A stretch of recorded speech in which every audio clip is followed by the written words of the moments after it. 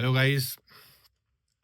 Macro economics और micro economics में क्या डिफरेंस होता है, ये एक जनरल क्वेश्चन है, लेकिन मैंने आपको लास्ट रील्स में बताया था कि कॉम्प्रिहेंशन बेस्ड क्वेश्चंस आ रहे हैं। तो जैसे इसकी जो क्या पूछेगा वो मैंने यहाँ देखा, study of problem of unemployment in India is considered a micro economic study. Unemployment एक बड़ा टर्म है, तो इसे क्या माइक्रो इकोनॉमिक्स में पढ़ना चाहिए या मैक्रो इकोनॉमिक्स? हम जानते हैं कि माइक्रो में छोटी चीज़ें, इंडिविजुअल चीज़ें पढ़ी जाती हैं, जैसे price of milk, cost of anything.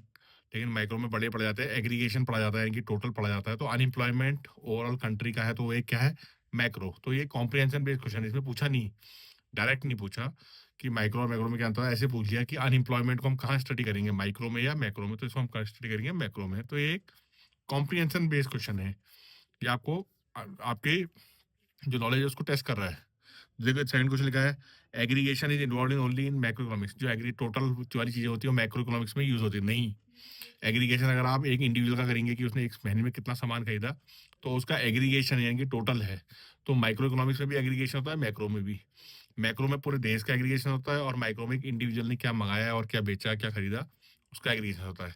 Third question लिखा है यहाँ, saving more is always a virtue. आप ज्यादा बचत करेंगे तो ये हमेशा वरदान है, लेकिन माइक्रो में तो ठीक है, आप अपनी सैलरी में से कुछ पैसा बचा लेते हैं तो वो एक वरदान है। लेकिन अगर पूरी कंट्री ये सोचे और सब सेविंग करने लग जाए, तो इन्वेस्टमेंट नहीं होगा, एक्सपेंडिचर नहीं होगा, सामान बिकना बंद हो जाएगा और डिप्रेशन आ जाएगा कंट्री में। तो saving more is virtue for micro economics, यानी कि इंडिविजुअल्स के लिए, लेकिन सबके लिए नहीं है। ये भी सब जो क्वेश्चन है कॉम्प्रिहेंसिव बेस्ड, ऐसे क्वेश्चन एग्जाम में आने वाले हैं कि जैसे monetary and fiscal policy of government are a part of macroeconomics. बिल्कुल सही बात है। मॉनेटरी पॉलिसी जो आरबीआई फिक्स करता है पूरे देश के लिए, फिस्कल पॉलिसी गवर्नमेंट टैक्सेस और एक्सपेंडिचर करती है, उसको फिस्कल पॉलिसी कहते हैं, वो पूरे देश के लिए बनती है। तो वो एक क्या है, मैक्रो इकोनॉमिक टर्म। तो ये जो मैं क्वेश्चन आपको बताना चाह रहा हूँ, ये जो पांच चार पांच क्वेश्चन मैंने डिस्कस किए, ये कॉम्प्रिहेंसिव बेस्ड क्वेश्चन, इसमें डायरेक्ट नहीं पूछ रहा है कि माइक्रो और मैक्रो में क्या डिफरेंस है। ये आपको एग्जाम्पल से सिचुएशन दे रहा है कि अनएम्प्लॉयमेंट को कहाँ पढ़ेंगे, मैक्रो में, माइक्रो में।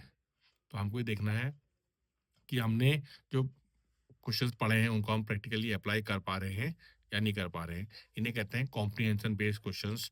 ये बोर्ड के लिए बहुत जरूरी है, ऐसी सिचुएशनल क्वेश्चंस आपको मिलेंगे और वहाँ आपका कॉम्प्रिहेंशन चेक होगा।